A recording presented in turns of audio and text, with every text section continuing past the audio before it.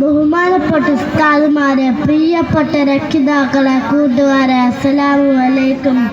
ലോകത്ത് മൊത്തം മുത്തുനബിയുടെ കീർത്തനങ്ങൾ പാടുകയും പറഞ്ഞും കൊണ്ടിരിക്കുന്ന ഈ സന്തോഷവേളയിൽ ഞാനും ചിലത് പങ്കുവെക്കാം. റബ്ബ് തൗഫീഖ് നൽകട്ടെ.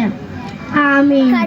ഞാനൊന്ന് ചോദിക്കട്ടെ, ലോകം ഒന്നടങ്കം ഇത്രത്തോളം സ്നേഹിക്കുന്ന ഒരു വ്യക്തിയുണ്ടോ?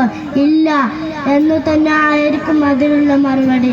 എന്തുകൊണ്ട് മാതൃകാ പുരുഷനായ തിരുനബിയുടെ സന്ദേശം അദ്ദേഹത്തിൻ്റെ ജീവിതം തന്നെ ആയിരിക്കും. മാതൃകാ പുരുഷൻ മറ്റുള്ളവർക്ക് വേണ്ടി വെളിച്ചം നൽകി സ്വയം ഒരുക്കി തീർന്ന ഒരു മെഴുകുതിരിയാണ് തിരുനബി തങ്ങൾ. ഉമ്മത്തെന്ന ഒറ്റ വിചാരം മാത്രമായിരുന്നു തങ്ങൾക്കുണ്ടായിരുന്നത്.